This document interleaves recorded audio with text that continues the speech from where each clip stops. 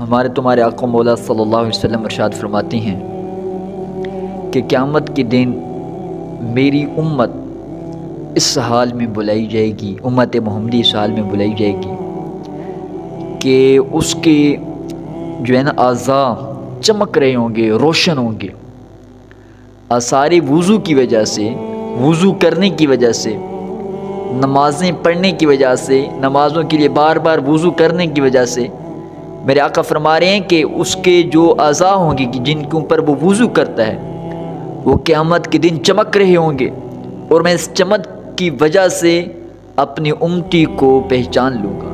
اللہ اکبر۔ اس کے بعد میرے آقا نے فرمایا کہ جس کو چاہیے اگر وہ چمک زیادہ جتنی کر سکتے کرے، اگر وہ بار بار وضو کر سکتا ہے کرے، کیونکہ یہ چمک بروز قیامت اس کی بخشش کا ذریعہ بنے گی۔ تو دیکھیں نا وضو کی فضیلت کتنی ہے۔ میرے آقا کے اور بھی کئی فرمان ہیں وضو کی فضیلت کے بارے میں، جس کو ہم اپنے لیے مشکل سمجھتے ہیں، جس کو ہم نماز پڑھنے کے لیے جانا مشکل سمجھتے ہیں، مساجد کی طرف چل کے جانا ہمیں عذاب لگتا ہے، کھیل کود کے لیے تو ہم بڑے بڑے علاقے کراس کر جاتے ہیں، میلوں دور چلے جاتے ہیں کھیل کود کے لیے، مقابلوں کے لیے۔ جب اللہ اکبر کی صدائیں بلند ہو رہی ہوتی ہیں تو ان کے اوپر کوئی کان دھرنے والا نہیں ہوتا۔ خدا را کچھ خیال کرو، کل بروز قیامت ہم اپنے خدا کو کیا منہ دکھائیں گے؟ محمد مصطفیٰ علیہ السلام کے سامنے ہم کیسے حاضر ہوں گے؟ کیا ہم یہ منہ لے کر جائیں گے ان کے سامنے جو نمازیں نہیں پڑھتے، جو والدین کی فرما برداری بھی نہیں کرتے، جو حلال اور حرام کی تمیز بھی نہیں کر سکتے؟ کیا ہم اس طرح آقا علیہ السلام کے سامنے حاضر ہوں گے؟ اللہ اکبر۔ آقا علیہ السلام نے ہمارے اوپر کتنے انعامات کیے ہیں۔ اللہ تبارک و تعالیٰ نے محمد مصطفیٰ علیہ السلام کی وجہ سے ہم کو کتنے انعامات سے نوازا ہے۔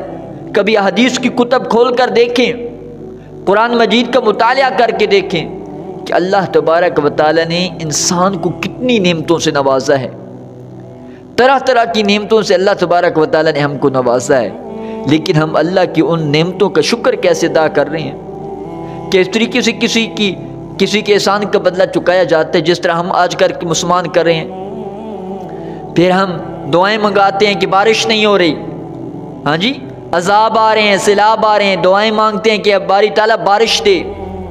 کبھی اپنے اندر تو دیکھیں کہ ہم گناہوں میں کتنے ڈوب چکے ہیں، گناہ کر کر کے ہمارے دل کتنے سخت ہو چکے ہیں کہ 7 مسجدیں ہیں، اذانیں مل رہی ہیں، نمازیں پڑھی جا رہی ہیں، لیکن نماز پڑھنے کے لیے کوئی حاضر نہیں ہوتا، لیکن نماز پڑھنے کے لیے کوئی نہیں جاتا۔ وضو کرنا ان کو مصیبت لگتا ہے، موت لگتا ہے وضو کرنا ان کو، لیکن سردیوں کی لمبی لمبی راتیں وہ دور جا کر کاٹ آتی ہیں، لیکن وضو کے لیے جب ان کو کہا جائے تو کہتے ہیں سردی ہے، کیسے پانی اپنے جسم کے اوپر ڈالیں؟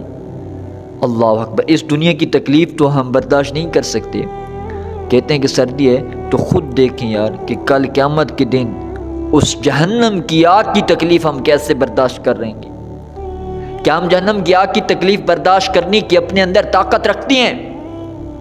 کیا ہمارے اندر اتنی طاقت ہے کہ ہم جہنم کی تکلیف کو برداشت کریں؟ بستر سے نکلنا ہمیں گوارا نہیں لگتا، ہمیں تکلیف ہوتی ہے بستر سے نکلنے کے لیے۔ سردیوں کی لمبی لمبی راتیں ہم بستر میں گزار دیتے ہیں۔ کتنے بد نصیب ہیں وہ شخص کہ جو اتنی لمبی رات ہوتی ہوئے بھی اللہ کی مسجدوں میں صبح کی نماز پڑھنے کے لیے حاضر نہیں ہوتے۔ ساری رات وہ بستر میں گزارتے لیکن مسجد میں نماز پڑھنے کے لیے نہیں جا سکتے۔ اللہ اکبر۔ بات کرنے کا مقصد یہ ہے کہ یہ جو وضو ہے، یہ جو نماز ہے، اللہ کی طرف سے ایک عظیم تحفہ ہے۔ میرے آقا نے فرمایا کہ جو شخص یہ چاہتا ہے کہ اس کے منہ کی چمک، اس کے جسم کے اعضاء کی چمک بڑھے تو وہ زیادہ سے زیادہ وضو کیا کرے، وہ بار بار وضو کیا کرے۔ وہ بزرگ کہتے ہیں نا کہ وضو پہ وضو نور ہوتا ہے۔ ایک انسان کا وضو ہے وہ پھر دوبارہ وضو کرتا ہے تو یوں سمجھو کہ اللہ تبارک و تعالیٰ اس کو نور عطا فرما رہے ہیں۔ اللہ اکبر۔ اس کے بعد آقا علیہ السلام کے اور بھی کئی حدیث مبارکہ ہیں وضو کی فضیلت کے بارے میں۔ ایک عظیم تحفہ ہے وضو اللہ تبارک و تعالیٰ کی طرف سے۔ میں ایک ایسی چیز نہ بتاؤں کہ جس سے تمہاری خطائیں معاف ہو جائیں، تمہارے درجات بلند ہو جائیں، صحابہ نے عرض کی یا رسول اللہ صلی اللہ علیہ وسلم کیوں نہیں؟ وہ صحابہ تھے آقا علیہ السلام کے غلام تھے، سچے غلام تھے۔ عرض کی یا رسول اللہ صلی اللہ علیہ وسلم کیوں نہیں، بتائیں ایسا کون سا عمل ہے، ایسا کون سا کام ہے کہ جس سے انسان کے گناہ معاف ہوتے ہیں، اس کے درجات بلند ہوتے ہیں؟ اللہ اکبر۔ میرے آقا مولا صلی اللہ علیہ وسلم نے ارشاد فرمایا کہ جس وقت وضو کرنا ناگوار ہو، وضو کرنا اس کو تکلیف دہ محسوس ہو، میرے آقا نے فرمایا کہ اس وقت انسان وضو کر لے، پھر وضو کر کے مسجد کی طرف چل پڑے، نماز پڑھنے کے لیے چل پڑے، مسجد میں جا کر نماز کے لیے انتظار کرے، بیٹھا رہے، اللہ کا ذکر کرتا رہے۔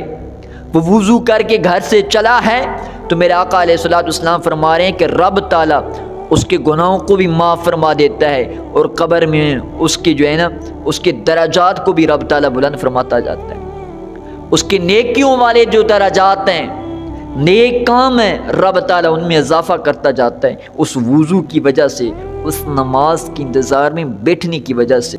اور میرے آقا نے فرمایا کہ جو شخص اس سے کام کرتا ہے نا، اپنے مسجدوں کی طرف اپنے قدموں کی کثرت کرتا ہے، نمازوں کے انتظار میں بیٹھا رہتا ہے، میرے آقا نے فرمایا کہ رب تعالیٰ اس کو اتنا ثواب دیتا ہے کہ جتنا ایک سپاہی اپنے ملک کی سرحدوں کے اوپر گھوڑے باندھ کر اپنے ملک کی حفاظت کرنے کے لیے موجود ہوتا ہے، کہ جتنا اللہ تعالیٰ اس کو ثواب عطا کرتے ہیں نا، گھوڑے باندھنے والا جو ہر وقت تیار ہوتا ہے جہاد کے لیے ملک کی سرحدوں کے اوپر، اسلامی سلطنت کی سرحدوں کے اوپر، جو ایک سپاہی تیار ہوتا ہے اپنے ملک کی حفاظت کرنے کے لیے، اپنی ماؤں بہنوں کی حفاظت کرنے کے لیے تیار ہوتا ہے، میرے آقا نے فرمایا کہ جتنا رب تعالیٰ اس کو ثواب عطا کرتا ہے، اتنا ہی اس وضو کر کے نماز پڑھنے کے لیے جانے والے شخص کو بھی ہمارا رب عطا فرماتا ہے ثواب۔